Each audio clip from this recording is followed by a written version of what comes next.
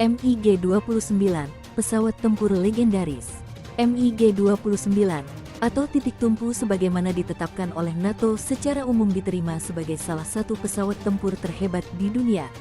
MiG-29 dikembangkan pada masa Perang Dingin oleh Soviet dengan tujuan merebut supremasi udara dari Barat dalam konflik apapun.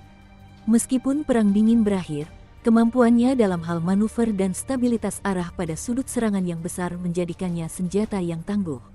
Konsep di balik pengembangan pesawat ini bertentangan dengan keyakinan di Barat bahwa pesawat tempur Soviet dirancang untuk peran defensif. MiG-29 adalah pesawat Soviet pasca Perang Pertama yang dirancang khusus untuk peran ofensif dan defensif. Ini adalah salah satu dari barisan panjang jet tempur canggih yang diproduksi oleh Biro Desain McKeown. Generasi pertama muncul di akhir tahun 40-an, membawa Angkatan Udara Soviet ke era jet yang ditenagai oleh desain mesin jet BMW yang ditangkap dari Jerman. MiG-15 muncul pada awal tahun 1950-an dan menjadi andalan kekuatan tempur Soviet. MiG-15 muncul pada awal tahun 1950-an dan menjadi andalan kekuatan tempur Soviet.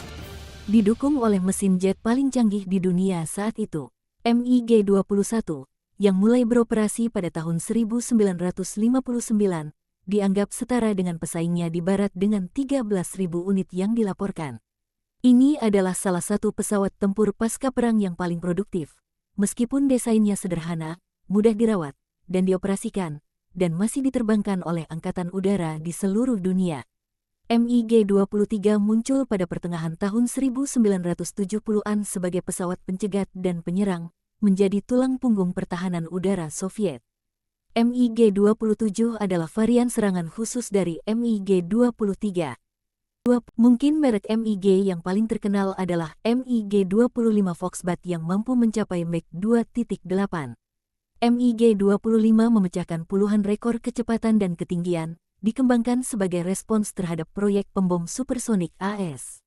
Namun, ketika pilot Rusia Viktor Belenko membelotnya pada tahun 1976, ternyata desainnya sangat sederhana sehingga Soviet perlu mengembangkan pesawat yang dapat memenangkan pertempuran udara.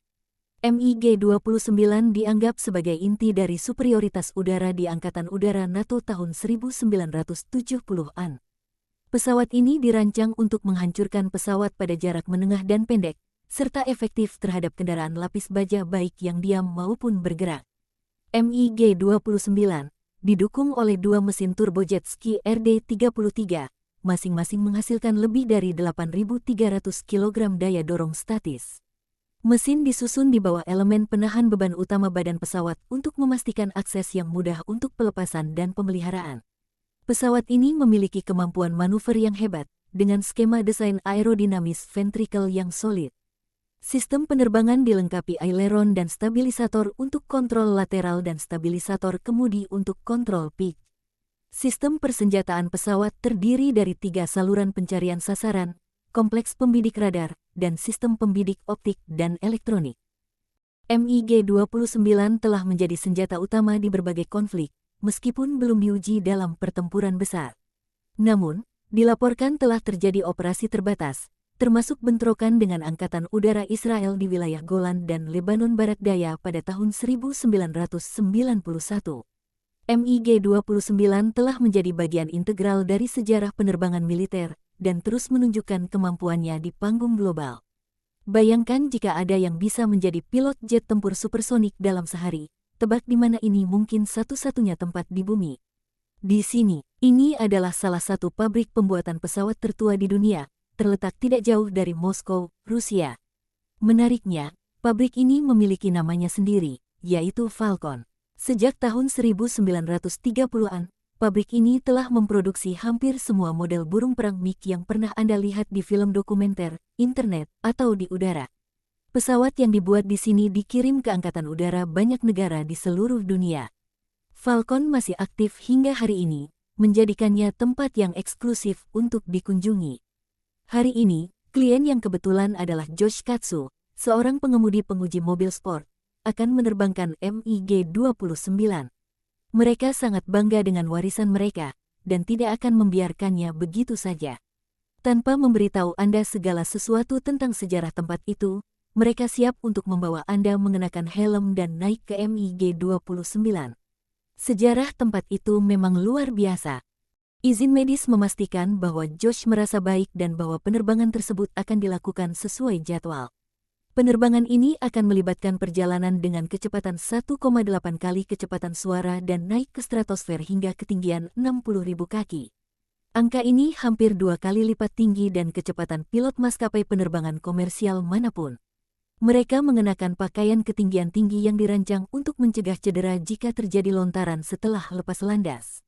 Setelah pendakian bebas hingga 12.000 meter, mereka memulai belok kiri ke arah akselerasi. Setelah beralih dari afterburner dan mode mesin, mereka mulai berakselerasi. Mereka mempercepat hingga mencapai kecepatan maksimum. Ketika mencapai ketinggian maksimum, mereka bisa melihat langit di atas dan ke kanan. Ketika mencapai 10.000 meter, mereka mulai melakukan aerobatik. Awalnya, mereka membuat G kurang lebih 33,5. Kemudian, mereka mencoba mencapai G lebih dari 6, mungkin 7 atau 8.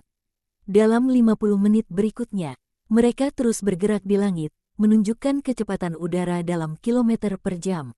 Akhirnya, penerbangan mereka akan mencapai kecepatan maksimum sekitar 1055 km per jam.